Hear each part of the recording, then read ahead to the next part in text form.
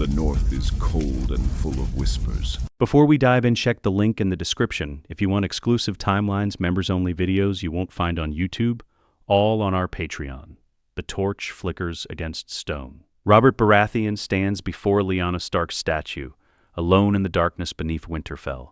His breathing is heavy, uneven, the breathing of a man who has drunk too much and wept too long. He reaches out, touches the carved stone of her face. His fingers trace the line of her jaw, the curve of her cheek, features he memorized 20 years ago and has never forgotten. "I never stopped," he whispers. His voice cracks. "I never stopped loving you, Lyanna. Not for a single day. Not when I married her. Not when I had children who looked nothing like me and everything like..." He stops, chokes on the words, drinks from the wineskin in his other hand. "You were the only thing that made sense. The only thing that was real. And they took you from me. Rhaegar took you, the gods took you, everyone took you, and I was left with nothing." The torch gutters, and in the shifting shadows at the edge of the crypt, Robert sees movement. A boy, small, dark-haired, watching from the archway with gray eyes that catch the torchlight like winter steel. Robert's breath stops. The boy doesn't move, just stands there, uncertain, as if he stumbled into something private and doesn't know whether to flee or stay. Robert stares. At the dark hair, at the gray eyes, at the lean build and the way the boy holds himself. Careful, guarded, like someone who's spent his whole life knowing he doesn't quite belong. His mind, drunk and grief-broken and desperate for anything that might fill the hollow in his chest, makes a leap. Dark hair, like Lyanna's. She had dark hair, brown as rich earth, not the silver gold of Targaryens or the gold of Lannisters. Dark, like this boy's. Gray eyes, Stark eyes. Her eyes, the shape of the face. He squints, trying to see through the wine and the shadows. Is it possible? Could it be? "Boy," Robert says, his voice is rough. "Come here." The boy hesitates, then steps forward, obedient. "Careful. How old are you?" 15, Your Grace. Nearly 16. Robert's mind races, counting backwards. The rebellion was 17 years ago. Lyanna died at the Tower of Joy in 283 AC. If she was carrying a child, if she gave birth before she died, the timing would be close. Very close. Too close to ignore. "What's your name?" "Jon Snow, Your Grace." Snow. A bastard. Ned's bastard, raised at Winterfell. But what if Ned lied? What if the boy isn't his at all? What if Lyanna, before the war, before Rhaegar, before everything went to hell, had been with Robert? They'd known each other, been young together, and if she'd gotten pregnant and died in childbirth, and Ned, honorable Ned, had claimed the child as his own to protect her memory, or it makes enough sense for a drunk, desperate king who wants it to be true. Robert steps closer, kneels so he's at eye level with the boy, studies his face with an intensity that makes Jon shift uncomfortably. "You have her look," Robert breathes. "The eyes, the hair. Gods, you even stand like her. Proud. Stubborn. Where's your father?" The word comes out bitter. Because if Robert is right, Ned isn't Jon's father. Robert is. "I can fetch him, Your Grace, if you..." "Do it, now." His footsteps echo up the stone stairs. Robert sits on the floor of the crypt, his back against Lyanna's tomb, his heart hammering, the possibility filling his chest like air after drowning. A son. Her son. He doesn't question it, doesn't examine it, just holds it close and lets himself believe. Ned Stark descends into the crypts with dread already coiling in his stomach. Jon found him in his solar, pale and stammering something about the king needing him urgently below. He finds Robert sitting on the floor, drunk, staring at nothing. "Robert?" Robert looks up. His eyes are red, desperate. "Ned, I need you to tell me the truth, and I need you to tell me now." Ned's blood goes cold. "What truth?" The boy. "Jon." Robert struggles to his feet. "He's not yours, is he? Not really." Ned's mind races. If Robert suspects Jon is Rhaegar's son, this conversation ends with Jon's execution. He has to deflect, has to lie, has to... "He's mine, Robert. I claimed him. I raised him. But his mother..." Robert grabs Ned's shoulders. Who was his mother, Ned? Truly. This is the trap. If Ned says Willa, the serving woman, Robert might accept it, might let it go. But Robert's eyes are wild with something Ned recognizes. Hope. Desperate, irrational hope. And then Robert says the thing Ned never expected. Was it Lyanna? Before the war, before everything, did she and she was wild, Ned, you know she was. If she'd gotten pregnant, if she'd asked you to protect the child, to raise him as yours to save her honor, you would have done it. You would have lied for her, wouldn't you? The irony is so brutal Ned nearly laughs. Robert has invented a lie that's almost the truth. Not Robert's son, not Lyanna's son with Robert, but Lyanna's son nonetheless, and if Ned denies it, Robert will dig. We'll ask questions. We'll eventually find someone who was at the Tower of Joy, someone who knows something, and the truth, the real truth, will surface. That Jon is Rhaegar's son, and Robert will kill him. Ned looks at his nephew, at Jon, who carries Targaryen blood and Stark blood, and has no idea what either means. At the boy he has raised for 15 years, under a lie that was supposed to protect him forever. He looks at Robert, at the king, at his oldest friend who is drunk and broken and begging for something, anything, to make the grief bearable, and Ned Stark, who has never told a lie in his life, who built his entire identity on honor, makes a choice. Yes, he says quietly. Robert's knees buckle. He catches himself against the tomb. Yes, Lyanna came to me before the rebellion. She was pregnant. She didn't want anyone to know. She asked me to claim the child as mine, to protect him. The lies come easier than Ned expected. Or maybe they're not lies at all, just a different version of the same truth. I gave her my word. I raised him as my bastard. I never told anyone, not even Catelyn. Robert is weeping, full body-shaking sobs. He's mine. He's mine. Lyanna gave me a son. Ned closes his eyes, feels the weight of what he's just done settle on his shoulders like a cloak made of lead. Jon stands in the archway, watching, not understanding, his gray eyes wide with confusion and something that might be fear. Robert crosses to him, pulls him into an embrace. Jon goes stiff, uncertain, but Robert doesn't notice. He just holds the boy and weeps into his shoulder. "You're my son," Robert says. "Do you understand? You're my son. Lyanna's in mine. You're not a bastard, Jon. You never were. You're a prince." Jon looks at Ned over Robert's shoulder. Ned can see the question in his eyes, the desperate plea for explanation, for truth. Ned gives the smallest shake of his head. Not now. Not here. Maybe never. Jon's face hardens. He doesn't understand. But he trusts Ned. Has always trusted Ned, even when Ned couldn't give him the one thing he wanted. A name, a place, a truth. "I understand, Your Grace," Jon says quietly. Robert pulls back, looks at Jon's face, laughs through his tears. "You look just like her, exactly like her. How did I not see it before? Because you saw a bastard, and that was all you needed to see." But he says nothing, just watches as Robert Baratheon claims a son who isn't his, as the lie Ned told to save Jon's life becomes something larger, something unstoppable, as the future fractures into something none of them can predict. The tables are laden with food. The hall is packed with Stark bannermen, Robert's entourage, and every person of consequence in the north. Torches burn, wine flows, music plays. Robert sits at the high table beside Ned. He's still drunk, but now his drunkenness has a manic edge, a wild joy that makes everyone around him uneasy. He keeps looking at Jon, who sits further down the table with the younger Starks, keeps grinning, keeps drinking, keeps building towards something. Ned knows what's coming, has known since the crypts. Robert is going to make this public, is going to claim Jon before the entire North, before the realm. And Ned can't stop it. Catelyn, sitting on Ned's other side, leans close. What's wrong with him? He's been staring at Jon all evening. He's drunk. Cat, let it be. He's always drunk. This is different. Her eyes narrow. What happened in the crypts? Before Ned can answer, Robert stands, slams his cup on the table hard enough to crack the wood. The hall goes silent. "My lords, my ladies, Northmen and friends," Robert's voice booms across the hall. "I have an announcement, a declaration, something that will change the succession of the Seven Kingdoms."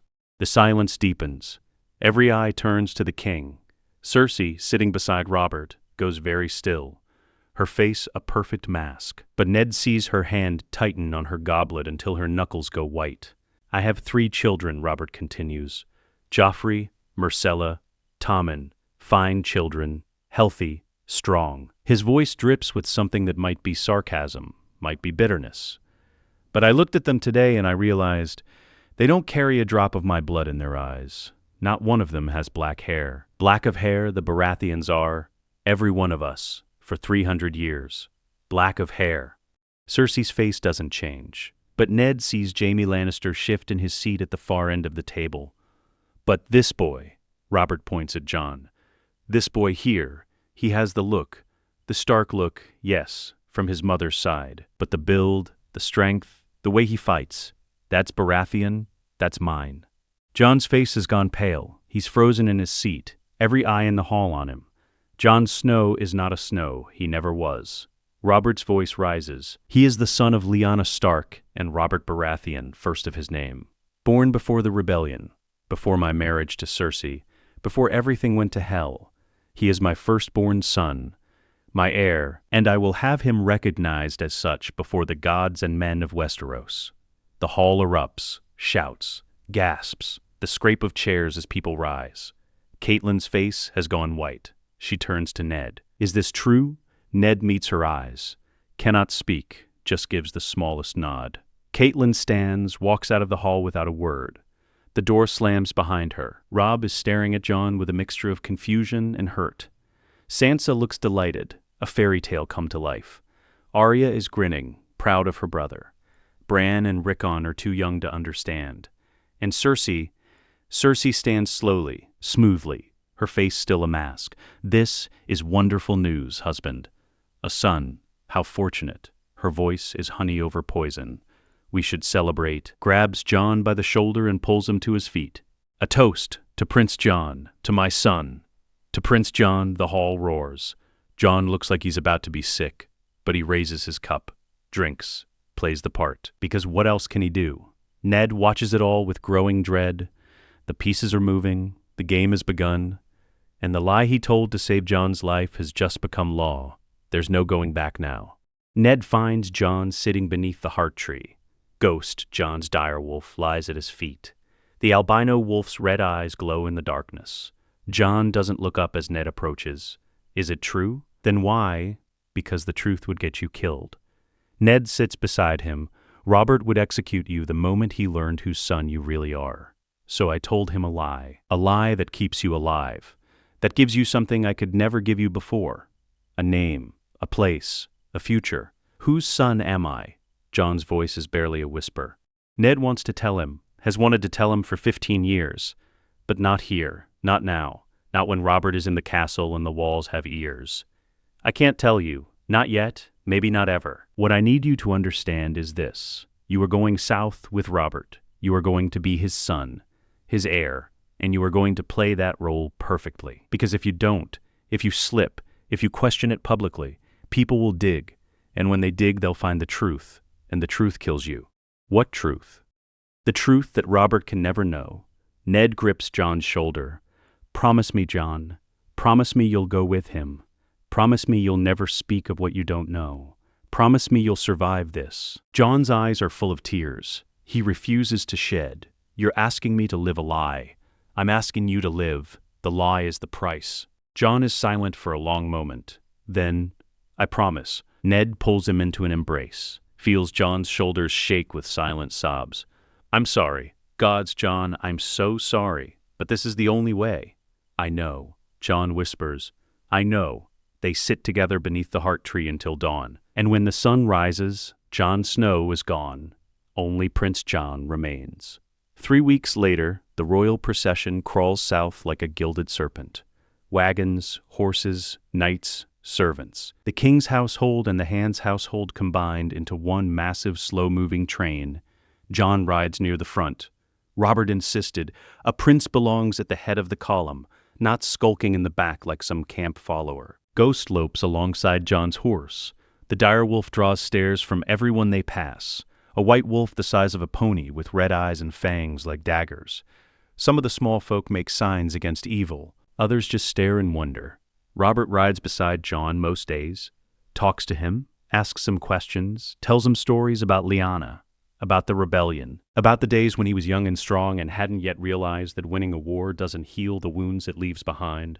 Jon listens, answers when spoken to, laughs when Robert expects it, plays the role, but inside, The lie grows heavier every day.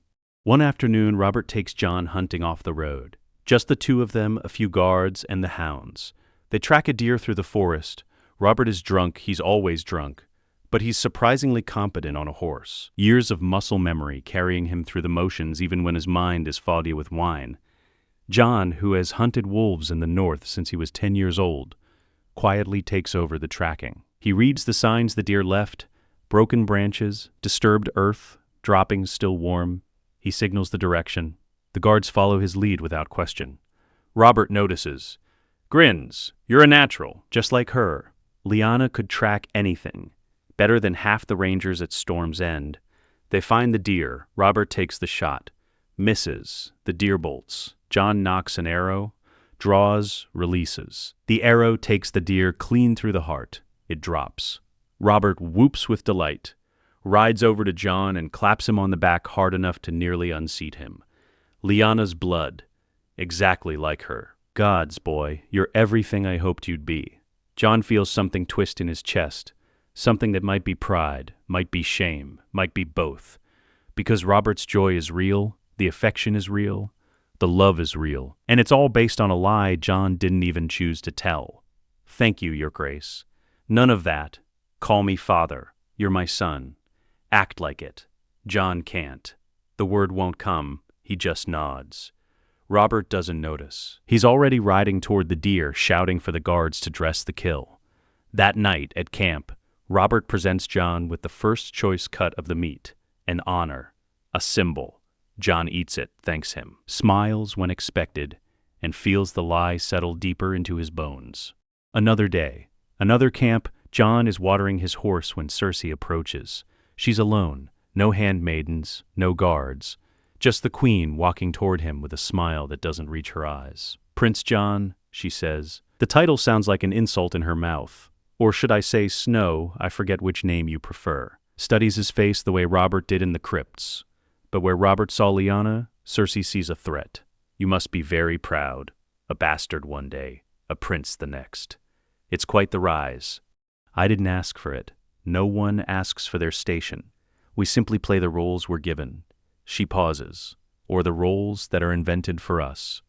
Jon meets her eyes, sees the calculation there, the hatred. She knows, or suspects, that Jon isn't really Robert's son. The king believes I'm his son. That's all that matters. Is it? Cersei's smile sharpens. Belief is a fragile thing, Jon, especially when it's built on wishful thinking. One wrong word, one question from the wrong person, and belief crumbles. Are you threatening me, Your Grace? I'm advising you. As a mother, as someone who understands the games of court far better than a boy from the north ever could. She leans closer. Be very, very careful, Prince Jon. King's Landing is not Winterfell, and accidents happen to those who don't belong. She walks away, leaves Jon standing there with his heart pounding and Ghost growling low in his throat. That night, Jon's water skin tastes strange, bitter, wrong. He doesn't drink it, gives it to Ghost to smell. The direwolf snarls, backs away. Jon finds Sir Barristan Selmy, Lord Commander of the Kingsguard. Shows him the skin. Barristan's face goes hard. Where did you get this? From the supply wagon. Same as everyone else. Barristan takes it. I'll investigate. Quietly. Don't drink anything you haven't watched poured. Don't eat anything you haven't seen prepared. Understand? Yes, sir. Good. And Jon? Barristan's eyes are kind, sad. Welcome to the game. It's more dangerous than any hunt you've ever been on. Jon sleeps poorly that night. Wakes to find Ghost pressed against him, alert and watchful. He understands now what Ned was trying to tell him. The lie saved his life in Winterfell, but in King's Landing, the lie might kill him anyway. The days blur together. Jon learns to read the procession, learns who watches him with curiosity, who watches with hate. Joffrey watches with hate. The prince, the boy who thought he would be king, has been displaced by a northern bastard. He makes his feelings clear in small, cruel ways. Accidentally riding too close to Jon's horse and spooking it, making comments about bastards loud enough for Jon to hear, smirking when Jon doesn't respond. Jon has dealt with worse. Catelyn's cold silence, Sansa's disdain, the whispers of servants who thought he couldn't hear. He endures Joffrey the same way, with silence, with patience, with the knowledge that reacting only makes it worse. But one evening, Joffrey goes too far. They're making camp. Jon is brushing down his horse when Joffrey approaches with Sandor Clegane, the hound, looming behind him. "I've been thinking," Joffrey says, "about your wolf. It's quite large. Dangerous, really. It might hurt someone. Perhaps it should be put down, for safety." Jon's hands still. Ghost is no threat. He's well-trained. Well-trained. It's a wild beast, and you're what did they call you? Snow? Joffrey's smile is poisonous. "I think we should test its training." Hound. "Get your sword." Just looks at Joffrey with barely concealed disgust. "I'm not killing a direwolf on your orders, boy. I'm your prince. You're a prince. He's a prince. And I'm not stupid enough to get between a direwolf and its master." The hound walks away. Joffrey's face goes purple. He rounds on Jon. "You think you're special. You think because my father has some drunken delusion about you being his son, you're safe. But you're not. You're nothing. A bastard. A fraud. And when I'm king, the first thing I'll do is—" "Joffrey." Robert's voice cuts through the camp like a whip. The king stands 10 paces away. He heard everything. Joffrey pales. "Father, you were just threatening my son, my heir, the boy I love more than I've ever loved you." Robert's voice is cold, sober. "Go to your tent, now, before I do something we'll both regret." Joffrey flees. Robert approaches Jon. "Are you hurt?" "No, father." The word slips out. Automatic. Born of weeks of practice. Robert's face softens. He pulls Jon into a rough embrace. "Good. Good. Don't listen to him, Jon. He's jealous. Weak. Nothing like you." Just lets Robert hold him. Lets the king believe what he needs to believe. But later, alone in his tent, Jon realizes something. He called Robert father, not your grace, not my lord. Father. The lie is becoming truth. Not in fact, but in feeling. And Jon doesn't know how to stop it. The city appears on the horizon like a fever dream. Massive. Sprawling. 3 hills covered in buildings that climb toward the sky. And above it all, the Red Keep. A fortress of red stone that looks like it's been carved from a single enormous piece of blood-colored rock. Jon has never seen anything like it. Winterfell is vast, but Winterfell is clean. Organized. Northern, King's Landing is chaos. The smell hits first. Piss, shit, rotting fish. Humanity packed so tight that the stench becomes a physical presence. The streets are narrow, winding, packed with people who press close to the procession, shouting, begging, staring. And when they see Jon, a dark-haired boy on a black horse with a white direwolf trotting beside him, the shouting changes. The white wolf, the stag and the wolf, the prince from the north. The small folk cheer, reach for him, try to touch Ghost, who snarls and keeps them back. Jon keeps his face neutral, his posture straight. This is theater. He understands that now. Everything is theater. They ride through the streets, through the Dragon Gate, up the hill to the Red Keep. And when Jon dismounts in the courtyard, when he looks up at the fortress that will be his home, he feels the weight of what's coming settle on his shoulders like armor. This is not Winterfell. This is not home. This is a place where lies become weapons, where truth is currency, where a boy with a wolf and a secret can become a king or a corpse depending on how well he plays the game. Jon looks at Ghost, at the direwolf who has followed him from the north, who represents everything he really is, everything he's pretending not to be. "Stay close," Jon whispers. Ghost's red eyes meet his. The wolf understands.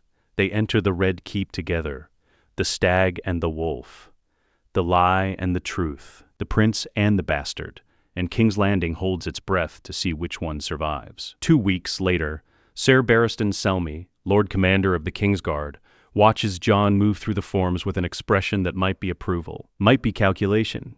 It's difficult to tell with Barristan. The man's face reveals nothing he doesn't choose to reveal. Jon finishes the sequence, lowers his practice sword. "Waits, again," Barristan says. "From the 4th position, your footwork is sloppy. You're telegraphing the strike 3 moves before you make it." Jon nods. Begins again. The yard is empty except for the 2 of them. Dawn practice, before the castle wakes, before the courtiers emerge to whisper and scheme and watch. Barristan requested this arrangement. "A prince requires training appropriate to his station," he told Robert. "I will teach him personally." Robert agreed with enormous satisfaction. The best night in the 7 Kingdoms teaching my son. Lyanna would have loved that. Trains for 2 hours under Barristan's exacting instruction, and slowly day by day his fighting style begins to change. The brutal efficiency he learned in the north remains. But now there's grace to it. Precision, the economy of movement that marks a true master. Barristan stops him mid-form. Better, but you're still thinking like a ranger. Like someone who fights to survive. A knight, a king, fights differently. He fights to win. But more importantly, he fights to be seen winning. Do you understand the distinction? No, sir. Come here. Barristan gestures to the edge of the yard. They sit on the stone bench overlooking the practice grounds. In the north, you learn to kill, efficiently, brutally. That's valuable. But in the south, combat is theater as much as violence. How you win matters as much as whether you win. A king who cuts down his enemy with an ugly, graceless strike is just a killer. A king who defeats his enemy with skill and honor, that's a hero. That's someone people will follow. So you're teaching me to perform? I'm teaching you to survive. In King's Landing, performance is survival. Barristan's voice softens slightly. You're in danger, boy. You know that. The queen hates you. Her son hates you. Half the small council views you as a threat or a tool. The only reason you're still alive is that the king loves you. And the king's love will only protect you if the realm believes you deserve it. I don't deserve it. I'm not his son. Barristan is quiet for a long moment. I know. I was at the Tower of Joy, Jon. Not inside. I was too injured from the trident to ride that far. But I heard the stories afterward. I know your mother was Lyanna Stark. And I know Ned Stark returned from Dorne with a baby he claimed was his bastard. Barristan meets Jon's eyes. The timing was always wrong. The story never made sense. But I said nothing.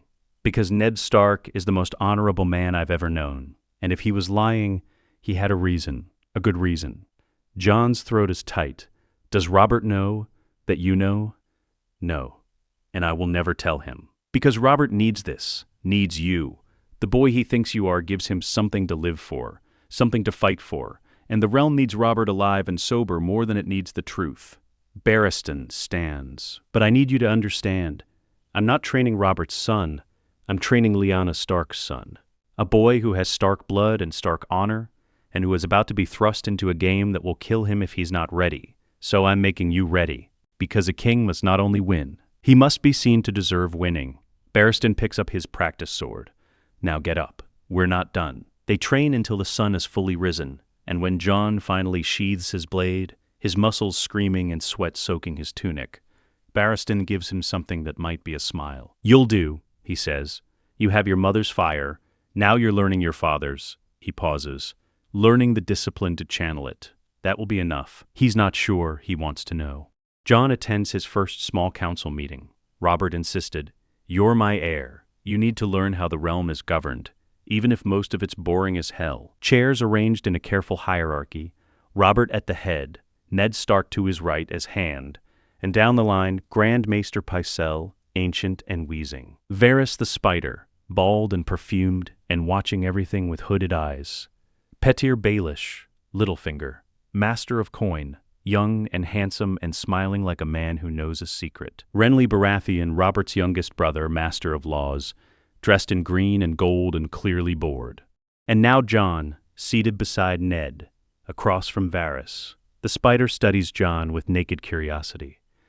Prince Jon, how delightful to finally have you at council. The realm has been buzzing with talk of you since Winterfell. The White Wolf, they call you, quite the dramatic epithet. The small folk like their stories, Lord Varys. Indeed they do, and what a story you are. A prince discovered, a son returned. It's practically a ballad waiting to be written. Varys' smile doesn't reach his eyes. Of course, ballads often omit the more complicated details, for the sake of narrative simplicity. Jon keeps his face neutral. Varys is probing, testing to see if Jon will react, will give something away. I'm a simple man, Lord Varys. No complications, just a son trying to learn his father's business. Simplicity is so rare at court. Varys turns to Robert. Shall we begin, your grace? The meeting proceeds. Discussions of taxes, grain shipments, disputes between lords. Jon listens, learns, watches how each council member maneuvers, how they present information, how they frame arguments to get what they want, while making it seem like they're serving the realm. Littlefinger is the most skilled. Every statement is layered. Every suggestion contains 3 hidden benefits for himself disguised as service to the crown. Pycelle is obvious, loyal to the Lannisters, dismissive of anything that doesn't serve their interests. Renly is uninterested, he makes jokes, deflects, avoids taking positions that might make him enemies. And Varys is impossible to read. He serves the realm, he claims. But what does that mean? What does he want? The meeting ends, the council disperses, Varys lingers, approaches Jon as he's gathering the papers Ned asked him to review. A word, Prince Jon, in private? Ned gives a small nod, leaves the room. Varys closes the door. His smile vanishes. The affable mask drops. What remains is something colder, sharper. "I know what you are," Varys says quietly. Jon's blood goes cold. "I'm the king's son. You're Ned Stark's nephew, Lyanna Stark's son, and Rhaegar Targaryen's true heir." Varys says it like he's commenting on the weather. "I've known since the Tower of Joy. I have sources everywhere, Prince Jon, even in Dorne. Especially in Dorne, Jon reaches for his sword. Varys raises a hand. "Peace. I'm not your enemy. I'm simply clarifying the situation so we understand each other." Varys moves to the window, looks out over the city. "The king believes you're his son. He loves you. That love is valuable. It keeps him sober, gives him purpose. And a Robert Baratheon with purpose is better for the realm than a Robert Baratheon drowning in wine and whores. So I will never tell him the truth." "Then what do you want?" "I want you to survive, Prince Jon. Because if you die, Robert spirals. And if Robert spirals, the Lannisters win. And Lannister rule is problematic for my plans." Varys turns. "So I'm going to help you, quietly. Information, warning when threats arise, assistance removing obstacles. In return, you will remember that I helped you. And when you have power, and you will have power, one way or another, you will use it wisely, for the good of the realm. I don't want power, but you'll take it anyway, because the alternative is letting people like Cersei Lannister or Patyr Baelish or Tywin Lannister rule. And that, I think, is something Lyanna Stark's son cannot abide." Varys moves toward the door, pauses. "The queen has paid 3 men to kill you. 1 in the kitchens, 1 in the stables, 1 among the gold cloaks. I've handled the first 2, the third will try something within the week. Be ready." He leaves before Jon can respond. Jon stands alone in the council chamber, his heart pounding, his hands shaking. This is the game, the real game. Not swords in a training yard, not honor and glory, just lies and knives and people like Varys who know everything and serve only themselves. Or serve something so abstract it might as well be nothing. He needs to tell Ned. Ghost appears in the doorway. The direwolf must have been waiting outside. He crosses to Jon, presses against his leg. Warm, solid, real. Jon buries his hand in Ghost's fur, breathes, survives another day. 3 weeks later, Robert takes the court hunting. A royal hunt, dozens of lords and knights, wagons of supplies, tents and servants, and all the trappings of a mobile palace. Jon rides with Robert, has ridden with him every day since arriving in King's Landing, the king's constant companion. His shadow. Robert is drinking, always drinking. But today he's drinking more than usual. The wine flows freely. The jokes get louder, the judgment gets worse. They're tracking a boar, a massive one. The dogs picked up the scent an hour ago. Ned, riding beside Jon, leans close. Watch him, he's too drunk, he's going to do something stupid. It's enormous. 400 pounds of muscle and rage and tusks like daggers. Robert whoops, charges forward on horseback. Ned curses, follows. Jon kicks his horse into a gallop. Ghost runs beside him, faster than the horses, low to the ground like a white streak. The boar turns, faces Robert, charges. Robert's horse rears, he's thrown, lands hard. The boar is on him in seconds. Robert has his spear, braces it. The boar impales itself on the point, but it doesn't die, doesn't stop. It keeps coming.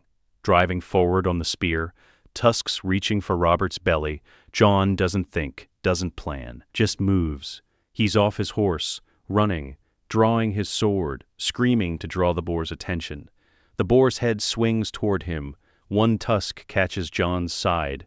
tears through leather and cloth and skin. Pain explodes white-hot across his ribs. But Jon's blade is already falling.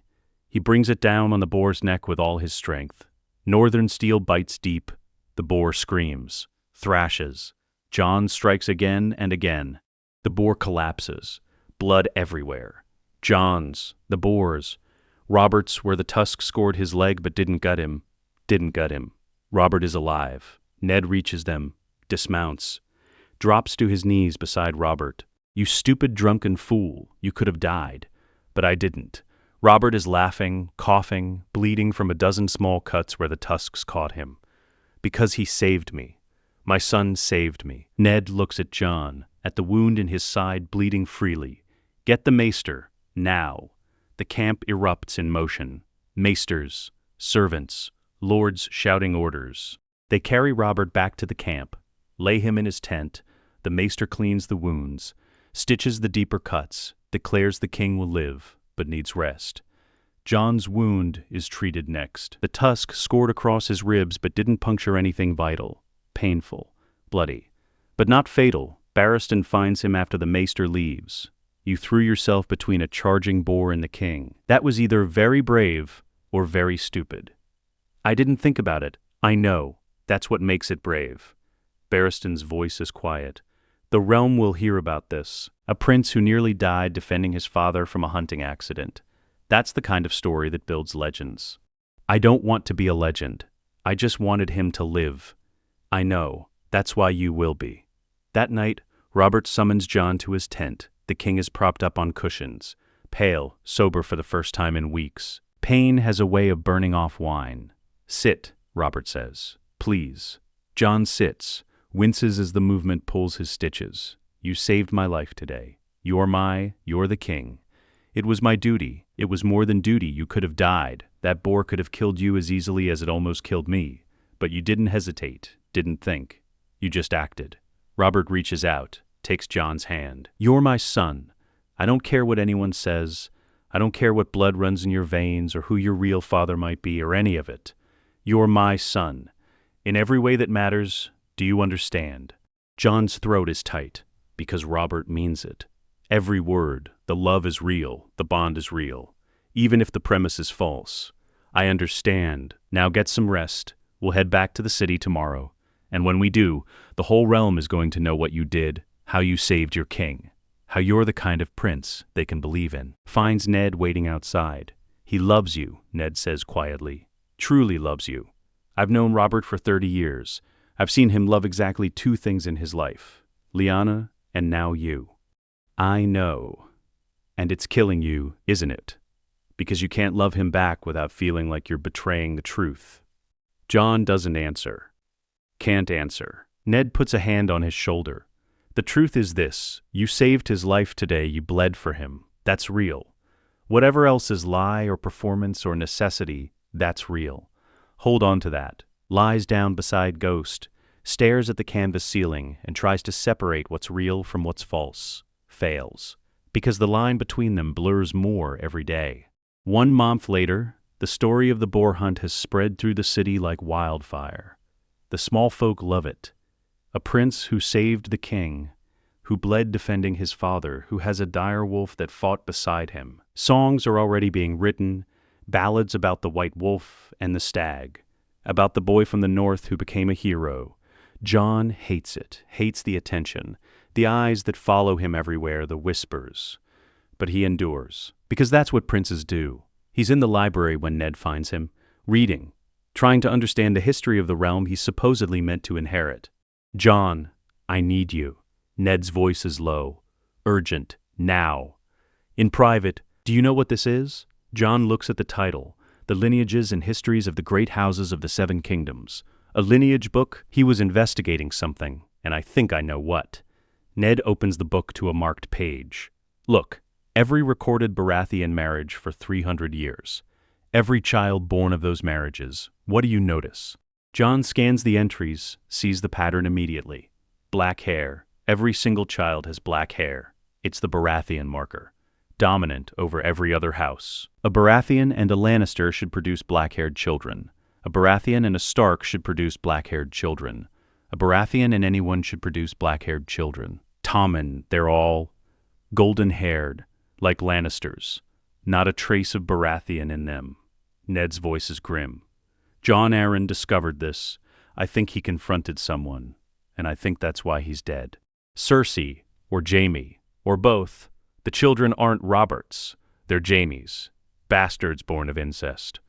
Ned sits heavily, and if we can prove it, if we can show Robert the evidence, we destroy the Lannister hold on the succession. We protect you. We protect the realm from Joffrey ever sitting the throne. Jon's mind races.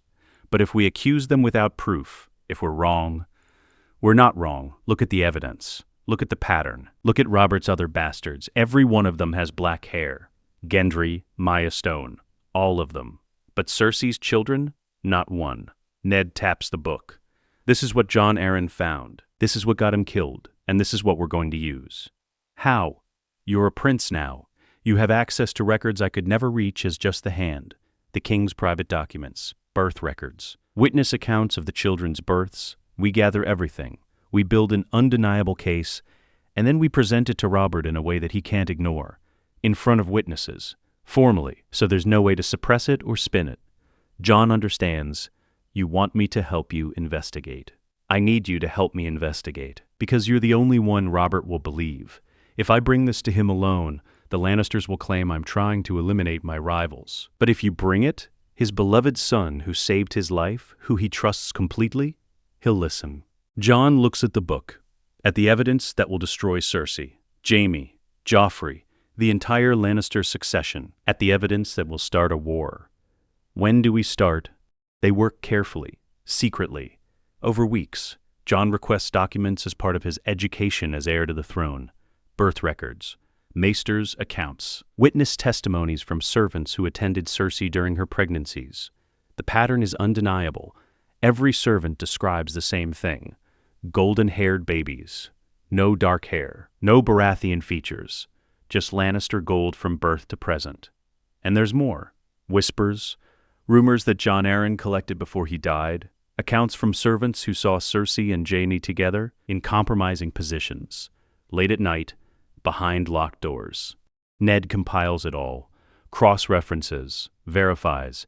Builds a case that even the most loyal Lannister supporter couldn't dismiss. Finally, 3 months after arriving in King's Landing, they have enough. Ned requests a formal audience with the king, in the throne room, before witnesses. Robert, recovered from the boar hunt and relatively sober, agrees. What's this about, Ned? You look like you're about to tell me someone died. Not died, Your Grace. Lied, and I need you to hear this with the full court present, so there can be no question later of what was said or proven.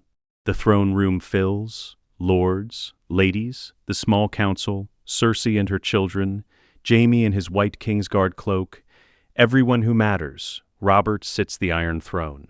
The swords creak beneath him. Speak, Eddard Stark. What is this about? Ned steps forward, holds up the book. Your Grace, Jon Arryn was investigating the royal succession before he died. He discovered something. Something he tried to tell you, but he died before he could present his evidence. Cersei's face goes perfectly still, a mask of ice. Ned continues. This book records every Baratheon birth for 3 centuries, every marriage, every child. And in all that time, in every single union, the Baratheon blood has proven dominant.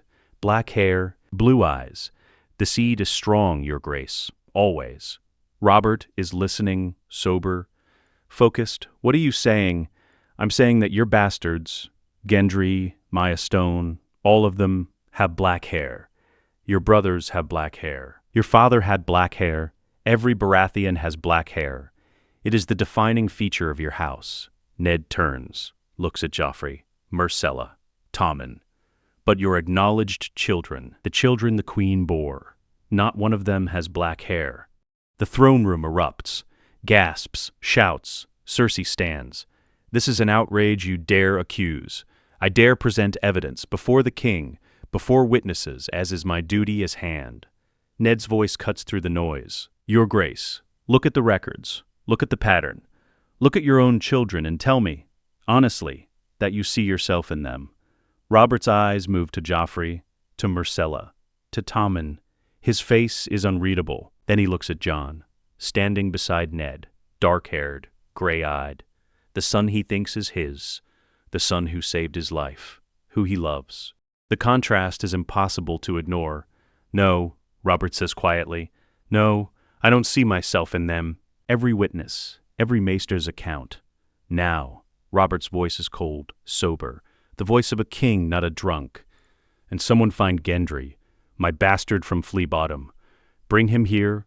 I want to see him and Joffrey side by side. It takes an hour, but they assemble everything, the records, the witnesses, the proof. And they bring Gendry, a boy of 14, black hair, blue eyes, broad-shouldered and strong. He looks terrified, doesn't understand why he's been dragged before the king. Robert makes him stand beside Joffrey. The contrast is brutal. Gendry could be Robert's younger self. Joffrey looks nothing like him, nothing. Robert's face doesn't change, he just looks, studies both boys, then looks at the records Ned has spread before the throne. Finally, he speaks. Everyone leave, except Ned, Jon, Sir Barristan, and the Queen. The court files out, reluctantly, desperately curious, but they obey. When the doors close, Robert descends from the Iron Throne, walks to Cersei, looks at her with something that might be grief, might be rage. Tell me the truth. Just once in your life, tell me the truth. Cersei's chin lifts, defiant. What truth do you want, Robert? That I never loved you? That our marriage was a cage I've hated every day for 15 years? That you were so drunk and useless that you couldn't even see what was in front of your face? Is that the truth you want? I want to know if they're mine. Joffrey, Myrcella, Tommen, are they mine? Cersei is silent for a long moment. Then, no, they're not. The word falls like an executioner's blade. Robert's hands clench, unclench. His face goes red, then white. Who? Cersei doesn't answer, just looks at Jaime, standing in his white cloak at the edge of the room. Robert follows her gaze. Understanding crashes over him. Your brother. You've been fucking your brother. For how long? Cersei's voice is venom. Yes, Robert. I've been fucking Jaime, and the children are his. All 3 of them. And I'm not sorry, not for any of it. The only thing I regret is that I failed to kill you years ago. Robert raises his hand. For a moment, Jon thinks he's going to strike her, kill her with his bare hands, but he doesn't. He just stands there, shaking. Sir Barristan, arrest the Queen, arrest Sir Jaime Lannister, high treason, incest, conspiracy to commit regicide. Barristan moves immediately. Guards flood in. Cersei and Jaime are seized. Jaime doesn't resist, just looks at Cersei with something that might be regret or longing. Cersei doesn't look at Robert again, just at Jon. Across the throne room, her eyes full of hate. You think this ends here? You think you've won? This is just the beginning.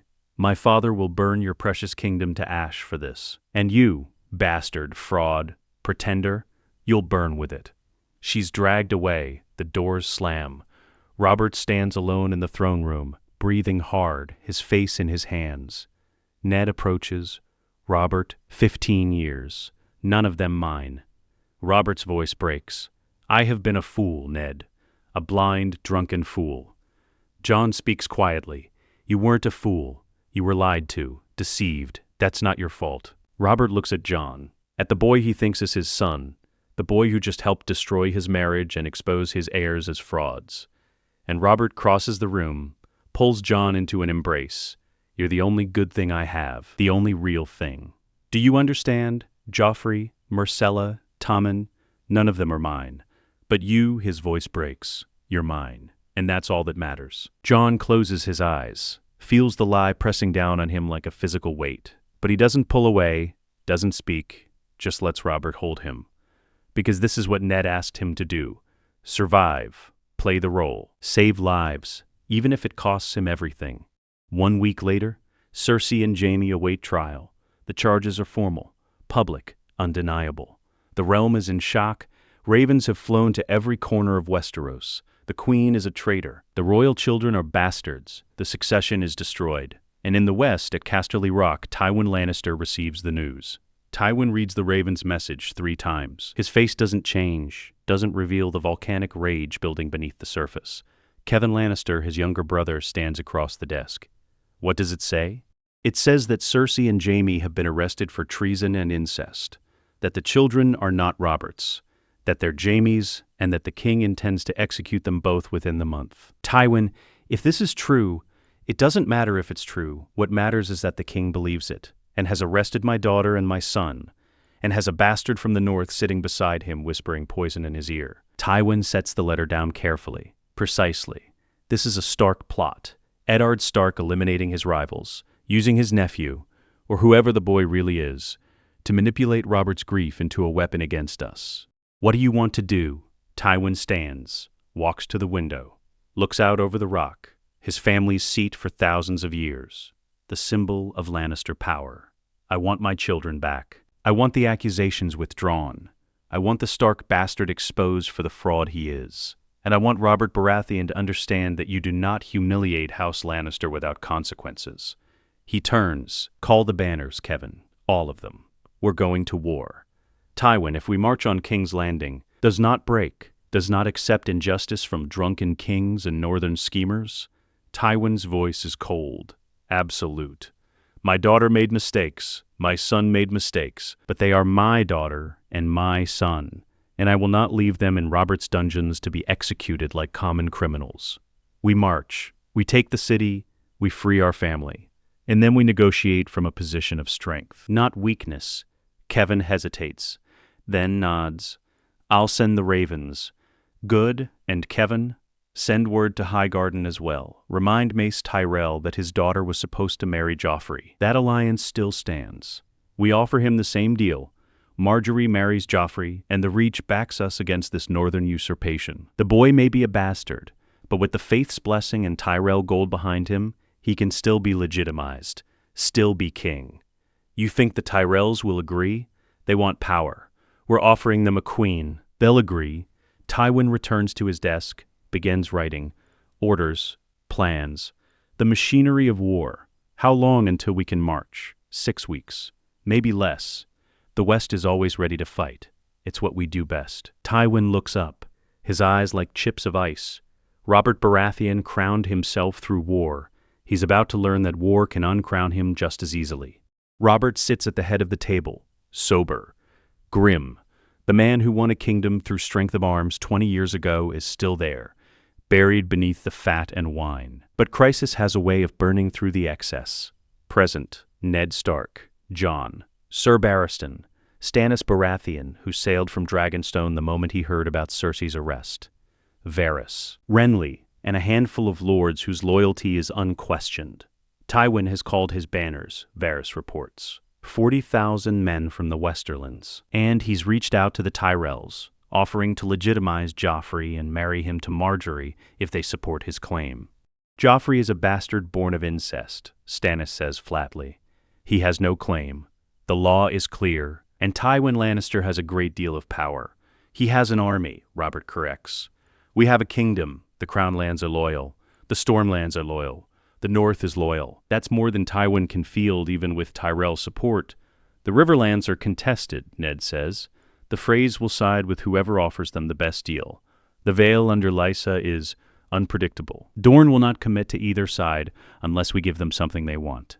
And the Iron Islands are always a wild card. Then we give Dorne what they want, Jon says.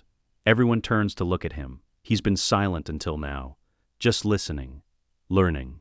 Prince Oberyn's sister was murdered by Gregor Clegane on Tywin's orders. Give Dorne the mountain. Send him to Sunspear to face trial for Elia Martell's murder. That buys Dornish alliance. Varys' eyebrows rise. An interesting proposal, and politically astute. Prince Doran values justice. This would satisfy him. It would also enrage Tywin, Littlefinger points out. You'd be executing his man. Gregor Clegane is a rabid dog, Jon says. Tywin would kill him himself if it suited him. Giving him to Dorne costs us nothing and gains us an alliance. It's practical. Varys, send word to Sunspear. Tell Prince Doran we're sending him the mountain in chains, as a gesture of justice for his sister. As you command, Your Grace. What about the military situation? Stannis demands. Tywin will march within weeks. What's our plan? We hold King's Landing, Robert says. Fortify the city, reinforce the walls, and we wait. Tywin has to come to us. He can't leave his children in the dungeons indefinitely, so he'll attack. And when he does, we'll be ready. And if the Tyrells join him, then we face the combined might of the West and the Reach. And we still win, because we have the capital, the throne, the legitimacy. Robert looks at Jon, and we have my son, a prince the people actually love, a symbol they can believe in. That's worth more than gold or swords. Of hope, of plans built on a foundation he knows is false. But he nods, accepts the role, because that's what princes do. I want Jon in command of the gold cloaks, Robert continues. The city watch. He's young, but he's capable. Barristan will advise him, and Ned can oversee strategy. But the men need to see a prince leading them, not just a drunk king hiding behind his walls. Your Grace, I've never commanded, Jon starts. You saved my life. You've trained under Barristan for months. You're smart, you're brave, and the men will follow you because you're mine. Robert's voice is firm. This is not a request, it's an order. You're taking command. Today. Jon looks at Ned. Ned's face is a mixture of pride and terror, but he nods, accepts it. Jon is 17 years old. He's about to command the city watch, about to lead men in a war that started because he helped expose the Lannisters, about to become exactly what Robert needs him to be. Whether he's ready or not, Jon stands before 300 men, city watchmen, gold cloaks. They're rough, undisciplined, loyal to whoever pays them. Many are on Cersei's payroll. We're on Cersei's payroll. Barristan stands beside Jon. Project's authority, but this is Jon's command, Jon's responsibility. I am Prince Jon, he begins. His voice doesn't shake. He won't let it. Son of Robert Baratheon and Lyanna Stark, commander of the City Watch by order of the king. Some of you know me, most of you don't. So I'll be clear about what happens now. He looks at each face, sees the skepticism, the resentment, the calculation. The queen is a traitor. She's been arrested. Anyone loyal to her, anyone who takes her coin, follows her orders, or acts against the king in her name, is also a traitor, and traitors hang. The men shift. Uneasy. But I'm not interested in hanging anyone who doesn't deserve it. So I'm giving you one chance. One. If you were taking Lannister gold, you walk away now. Leave the city. Go home. I won't pursue you. But if you stay, if you take the king's coin, you serve the king. Loyally. Completely. No divided allegiances. No secret arrangements. Just service. Understood? Silence. Then a dozen men step forward. Leave the ranks. Walk toward the door. Varys appears at the edge of the barracks. Nods to Jon. Those are the men Varys identified, the ones who would have killed Jon if given the chance. They're allowed to leave. The doors close behind them. Jon looks at the remaining men. Good. Now we prepare. Tywin Lannister is coming. With an army, we're going to defend this city. We're going to hold the walls. And we're going to show the realm that King's Landing doesn't fall to anyone. Not Lannisters, not Tyrells, not anyone. The men don't cheer, but they listen. That's enough. Barristan steps forward. You have your orders. Dismissed. Feels the weight of command settle on his shoulders. You did well, Barristan says quietly. Letting the traitors leave was smart. Better to know who your enemies are than to have them hiding in your ranks. Varys suggested it. Varys suggests many things. You chose to listen. That's wisdom, Barristan clasps Jon's shoulder. You're not ready for this, but no one ever is. You'll learn, or you'll die. Hopefully the former. Comforting? I'm a knight, not a bard. I don't deal in comfort. Barristan almost smiles. But I'll tell you this, your mother would be proud. Lyanna Stark was fierce, brave, stubborn as a mule. You have all of that. Use it. Jon nods, looks out over the barracks, at the men who will follow him into war, and wonders, not for the first time, if the lie he's living will kill him before the Lannisters get the chance. 6 weeks later, the Lannister-Tyrell fleet appears on the horizon at dawn. 200 ships, maybe more. The combined naval might of the wealthiest houses in Westeros, bearing down on Blackwater Bay like a storm made of wood and sail and fire. Jon stands on the walls above the mudgate, watches them come. Behind him, 300 gold cloaks, men he's trained, men he's led, men who will follow him or die trying. Beside him, Ghost. The direwolf is massive now, nearly as tall as Jon's shoulder, white as fresh snow, red eyes fixed on the distant ships with an intelligence that's almost human. Ser Barristan appears at Jon's shoulder. They'll be in range by midday.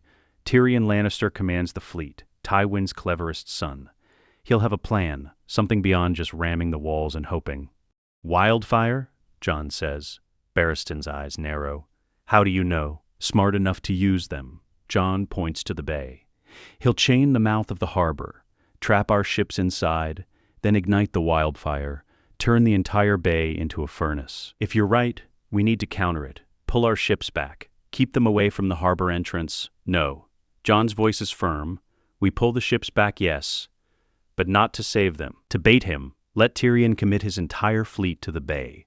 Let him think he's won, then we spring the chain. Trap him inside, and when his ships are packed tight and he can't maneuver, we ignite the wildfire ourselves. From the walls, with arrows, Barristan stares at Jon. That's ruthless. Thousands will die. Lannister men, Tyrell men, burned alive in the water. Thousands will die anyway. This way, they're Tywin's thousands, not ours. Jon meets Barristan's eyes. You told me a king fights to win. This is how we win.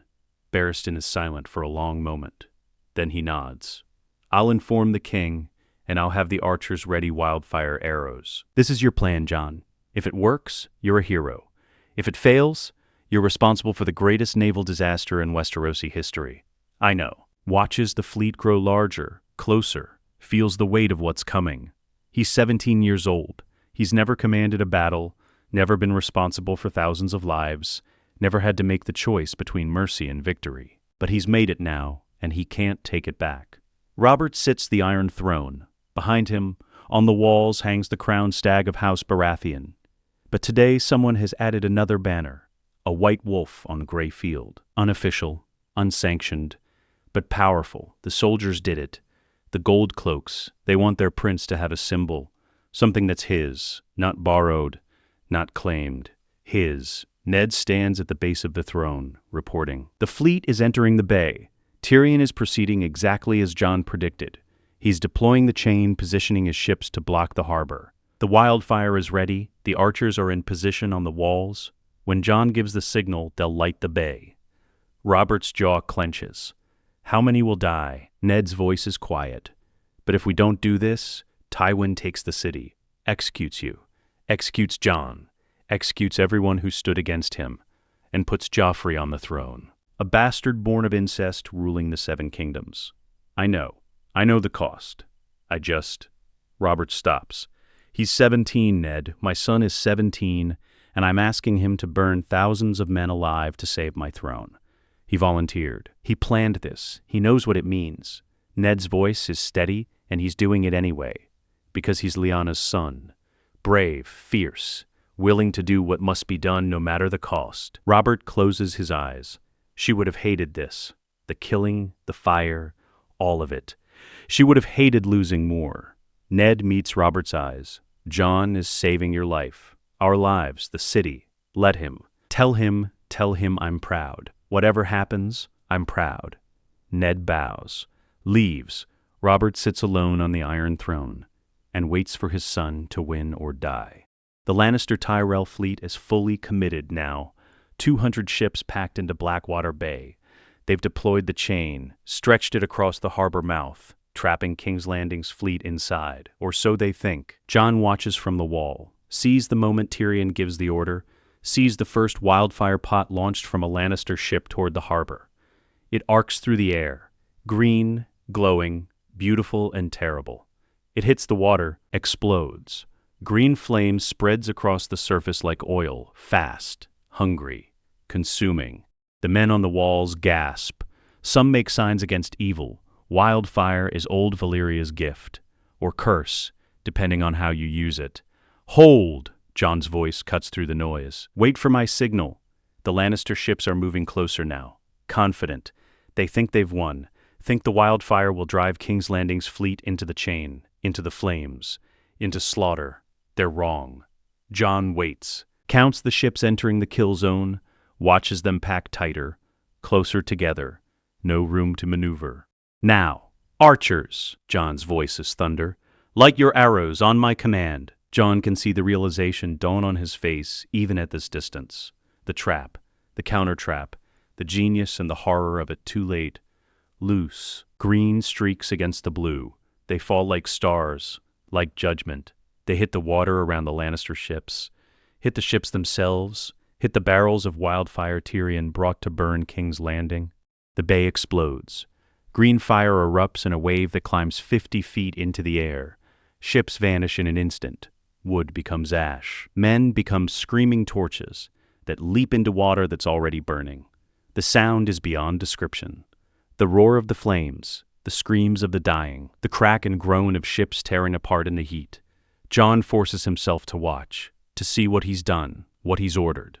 He will not look away, will not pretend this is clean or honorable or anything but what it is. Murder, necessary murder, but murder nonetheless. Second volley, he shouts. Loose. More arrows, more fire. The bay is a furnace now. Orange and green mixed together. Ships burning down to their water lines. Men drowning in flame. Tyrion's flagship is trying to retreat, but the chain is still in place. They're trapped by their own weapon, caught between the fire and the harbor entrance. Some ships try to beach themselves, to escape the flames by running aground.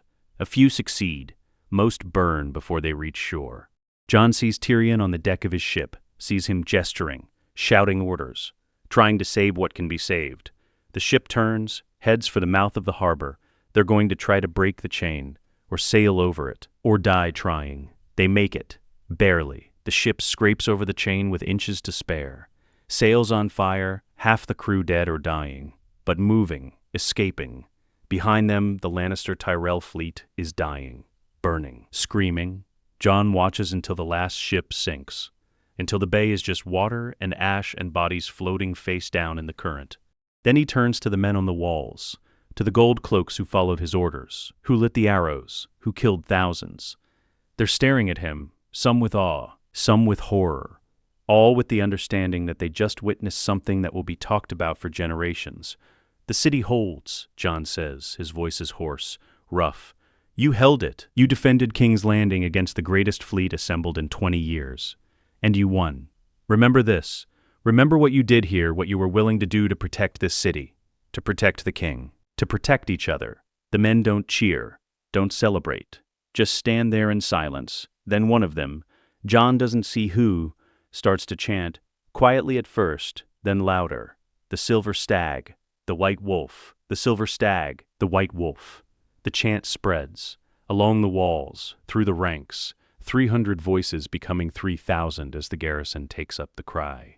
Jon looks at Ghost. The direwolf stood beside him through the entire battle, didn't flinch, didn't flee, just watched with those red eyes as the bay burned.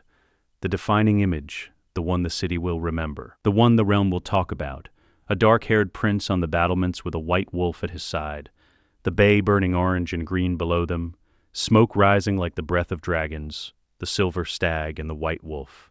Robert finds Jon in his chambers. The prince is sitting on his bed, still in his armor, blood on his hands from where he gripped the wall stones too hard, staring at nothing. Ghost lies at his feet. The wolf's white fur is gray with ash. Jon, Robert says quietly. Jon doesn't look up. How many? Gone. I killed them all. You saved this city. You saved me. You saved everyone inside these walls. Robert sits beside Jon. I know what this cost. I know what you're feeling. I felt it after the Trident. After I killed Rhaegar. The weight of it. The knowledge that you took lives. That you're responsible. It doesn't feel like victory. It never does. Not real victory. Not when you've seen what it costs. Robert puts a hand on Jon's shoulder.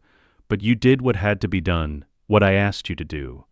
What the realm needed you to do, and I am proud of you, more proud than I've ever been of anything in my life. Jon finally looks at Robert. His eyes are red, dry. He's beyond tears. I'm not who you think I am. You're my son. That's all that matters. But I'm not. Jon stops. Can't say it, can't tell the truth, not now, not after everything. I'm not worthy of this, of you, of any of it. Worthy, Jon? I crowned myself king by killing a man on a bridge. I've spent 20 years drunk and useless. I've failed at nearly everything I've ever tried to do. And you just saved a city, led men in battle at 17, made decisions I wouldn't have had the courage to make at twice your age. If anyone's unworthy here, it's me, not you. Robert pulls Jon into an embrace, holds him. You're everything I hoped you'd be. Everything I needed you to be. And I love you. Do you understand? I love you. As much as I ever loved Lyanna. As much as I've ever loved anything. You're my son. And nothing notching will ever change that. Jon's shoulders shake, not with sobs, with something deeper. The breaking of a dam that's held for too long. Robert just holds him, lets him break, lets him feel. And outside the window, the city celebrates, lights fires in the streets, chants the name of the prince who saved them, the silver stag, the white wolf, the boy who became a legend in a single afternoon. 3 weeks later, Cersei Lannister stands in chains before the Iron Throne. Beside her, Jaime, both stripped of their finery, both pale from weeks in the dungeons, both facing death. The charges are read: high treason, incest, conspiracy to commit regicide, producing bastards and passing them off as legitimate heirs to the throne. The evidence is presented: the lineage book, the witness testimonies, the confessions. There is no defense. No argument that can save them. Robert sits the Iron Throne, sober, terrible in his judgment.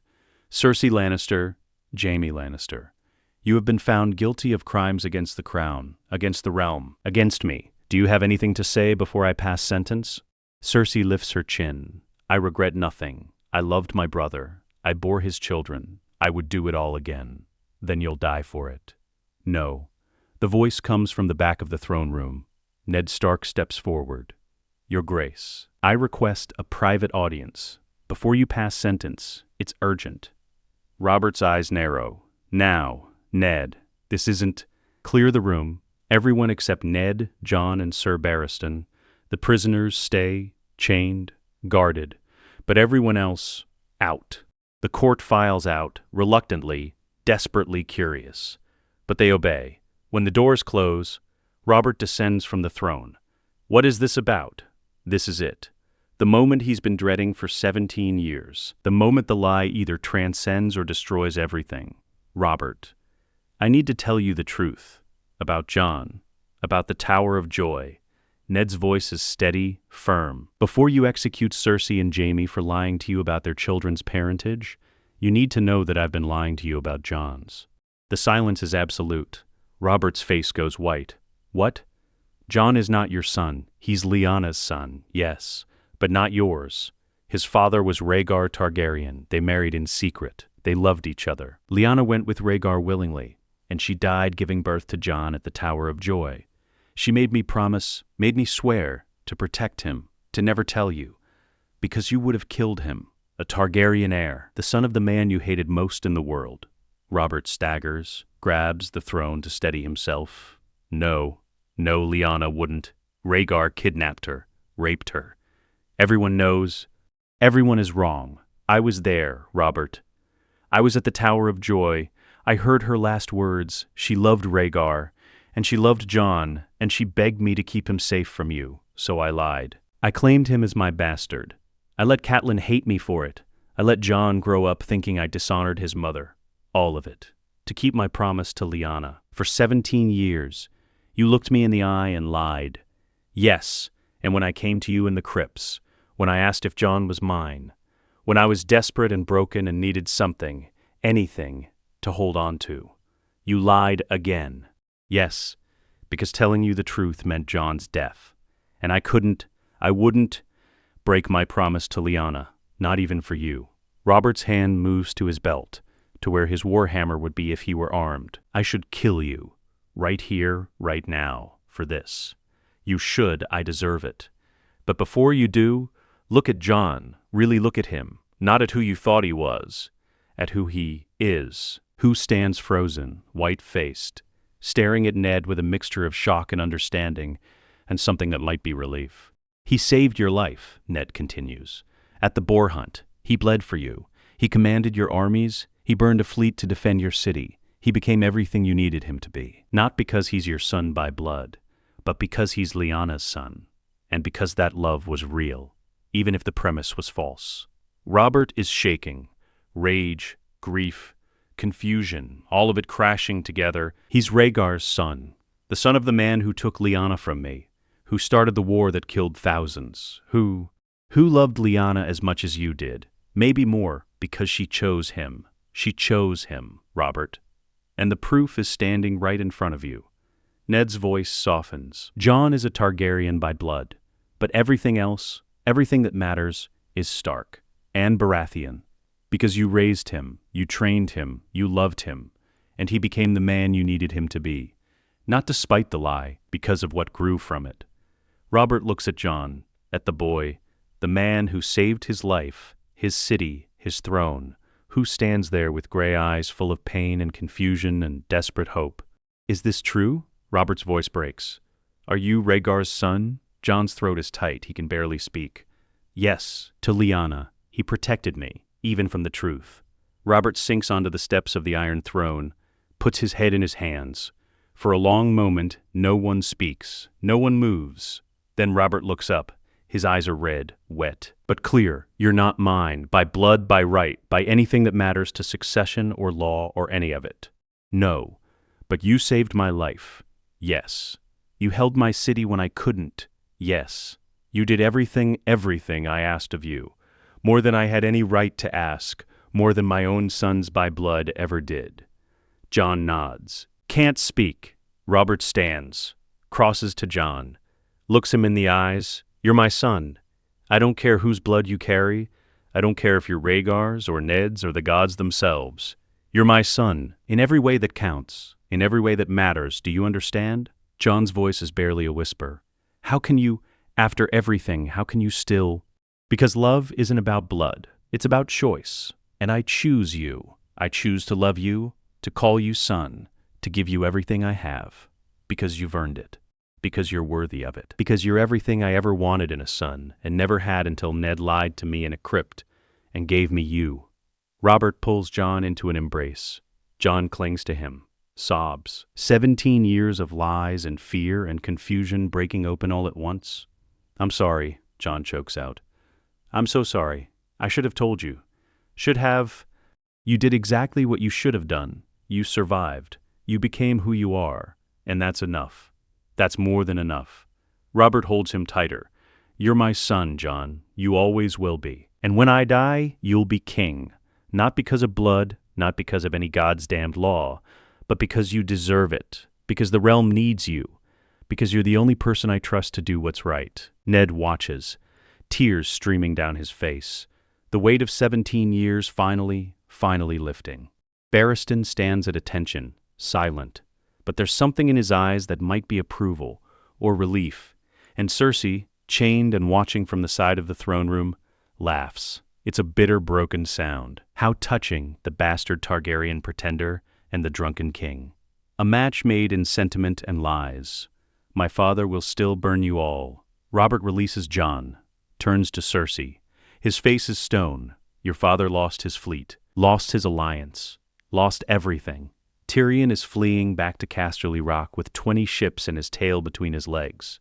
Tywin is withdrawing to the Westerlands. The war is over. You lost.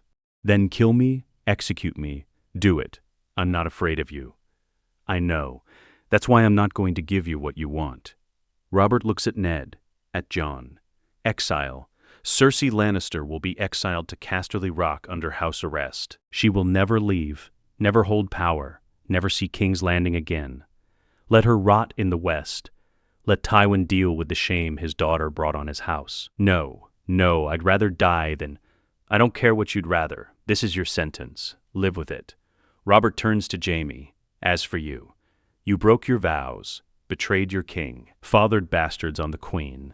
But you also saved my life during the rebellion, killed Aerys before he could burn the city. So I'm giving you a choice. The Wall or exile with your sister. You choose. Jaime looks at Cersei, at the woman he loves, the woman he destroyed his honor for. Then he looks at Robert. The Wall. I'll take the black. Serve the realm. Try to find some shred of redemption. If there's any left to find, so be it. Ser Barristan, make the arrangements. Cersei goes west. Jaime goes north. And Joffrey, Robert pauses. The boy goes to the Wall as well. He's young. Maybe the Watch can make something of him, or maybe he'll die in the cold. Either way, he's out of my sight. Barristan bows. As you command, your grace. The prisoners are led away. The doors close. Robert sits on the steps of the Iron Throne. Ned sits beside him. Jon remains standing, still processing, still trying to understand what just happened. You chose love over law, Ned says quietly. That's not what I expected. I've spent my whole life choosing wrong, choosing war over peace, wine over duty, hate over sense. Just once, just this once, I wanted to choose something right, something real. Robert looks at Jon. He's my son, not by blood, but by everything else. And that's enough. Jon kneels before Robert. I'll serve you, protect you, do everything in my power to be worthy of this. I swear it. I know you will. You already have. Robert pulls him up. Now stop kneeling. You're a prince, soon to be a king. Act like it. 3 years later, Robert Baratheon is dying. Not from violence, not from war, just from time. From decades of excess catching up to a body that can no longer sustain them. He's in his bed, pale, thin, a shadow of the warrior who won a throne. Jon sits beside him, has barely left his side. For days, Robert insisted, I want you here, at the end. I want to see my son, the 3 men who matter most. I'm proud of you, Robert says. His voice is weak, barely a whisper. Everything you've done, everything you've become, I'm proud. You've said that already, 100 times. Jon's voice is gentle, affectionate. Save your strength. For what? I'm dying, boy. Let me say what I need to say. Robert coughs. Grimaces. The realm is yours. I've made it official. Declared you my heir before the small council, before the faith, before everyone who matters. You're Jon Baratheon, first of your name, king of the Andals, and the first men, Lord of the 7 kingdoms, all of it, yours. I don't want it. I know. That's why you deserve it. Robert manages a smile. A king who wants power is a tyrant. A king who takes it anyway because he's the only one who can. That's a leader. That's what you are. Jon takes Robert's hand, holds it. I'll try. I'll do my best. For you, for Lyanna, for the realm. I know you will. You're her son. The best of her. The fire and the honor and the courage. And a bit of me too, I think. The stubbornness, the refusal to quit even when you should. Robert's breathing is labored now. Promise me something, anything. With compassion. Don't let the throne consume you. Don't let the power make you cruel. Stay who you are. Stay, Jon. I promise. Robert's eyes close. Good. That's good. His breathing slows. Stops. Jon sits there, holding his father's hand. Not his father by blood, but his father in every way that mattered. Ned puts a hand on Jon's shoulder, doesn't speak, just stands there, present, embarrassed, and bows his head. The king is dead. Jon stands. His face is stone. Long live the king. 1 week later, the coronation is a spectacle. Every lord and lady of consequence, every knight, every merchant and guildmaster and power broker in the 7 kingdoms. Jon wears Baratheon black, but his crown is something new. Wrought iron fashioned into both a stag and a direwolf, the Baratheon Stark crown, a symbol of unity, of 2 houses joined. The High Septon places it on his head. I crown you, Jon, first of his name, king of the Andals, the Rhaegar, and the first men, lord of the 7 kingdoms and protector of the realm. The sept erupts. Long live the king, long live King Jon. Jon stands, looks out at the crowd, at the lords who will follow him or betray him, at the small folk who will love him or curse him, at the realm he's responsible for now, and at Ned, standing in the front row, looking at his nephew with something that might be peace, or pride, or both. The king is crowned, the lie is complete. The Basteros has a ruler it doesn't deserve but desperately needs. 1 year later, Jon returns to the north. His first royal visit as king. The lords of the realm protest. You belong in King's Landing. On the throne, not wandering the frozen wastes. He ignores them, comes north anyway, because there's something he needs to do. He finds Ned in the Godswood, alone, sitting beneath the heart tree. I need to know, Jon says without preamble, the truth, all of it, my father, my mother, what happened at the Tower of Joy, everything you've kept from me. Ned is quiet for a long moment. Then he speaks, tells Jon everything. Rhaegar and Lyanna's secret marriage, their love, the Tower of Joy, the King's Guard who died protecting them. Lyanna's last words. Promise me, Ned. Promise me you'll protect him, that you'll keep him safe. Jon listens, absorbs, processes. When Ned finishes, Jon asks the only question that matters. Does it change anything? Ned looks at him. Does it? Jon is silent, thinking. Finally, no. I'm a Targaryen by blood, but I'm a Stark by raising, and a Baratheon by choice. All three. None of them. It doesn't matter. What matters is what I do, who I choose to be, not who I was born to be. Wiser than Robert ever was. You'll be a good king, Jon. Better than any of us. I'll try. Jon sits beside Ned. Thank you for everything, for the lies, for the truth, for keeping me alive long enough to become who I am. It was my honor. Truly. Ned's voice is thick. Lyanna would be proud of the man you've become, of the king you are, father and son in all but blood, and the North accepts its king, the Winter King, the boy from Winterfell who became a legend. 2 years later, Jon stands atop the wall, looking north, into the wilderness beyond, the lands where threats gather, where darkness waits. Ghost is beside him, massive, ancient, a direwolf in his prime. Behind Jon, at Castle Black below, the Night's Watch is rebuilding. Jon's first act as king was to re-establish the Watch as a crown-funded institution, to double its numbers, to send supplies, resources, men. The realm thinks I'm mad, Jon told the small council when he announced it. Spending gold on a wall in the frozen north when there are roads to build and cities to feed. But they're wrong. The wall is the most important thing in the Seven Kingdoms, the only thing that matters when winter comes. And I will defend it, even if I have to do it alone. He wasn't alone. Stannis, pragmatic to the core, supported him. If there's even a chance the Watch is necessary, it's worth funding. Better to waste gold than lose the realm. And slowly, reluctantly, the South came around, because Jon is their king, and he's earned their trust, their respect. Their loyalty now standing on the wall, Jon feels something he hasn't felt in years. Purpose, real purpose. Not borrowed, not imposed. Just the knowledge that he's exactly where he needs to be, doing exactly what he needs to do.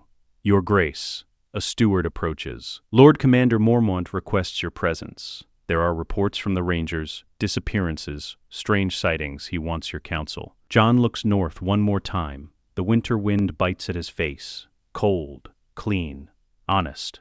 Winter is coming, he says quietly, to Ghost, to the wind, to himself. And for the first time in his life, he's not afraid of it. Because he's not a bastard hiding in the shadows, not a pretender living a lie, not even just a king. He's Jon, son of Lyanna Stark and Rhaegar Targaryen, raised by Eddard Stark, loved by Robert Baratheon, crowned by the realm, and ready for whatever comes.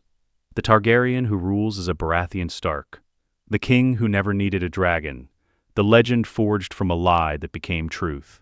He turns, descends from the wall, Ghost follows, and the North, the realm, the world, watches and waits to see what the Winter King will do next. But that's a story for another time. Let us know what you'd like to see next. The end.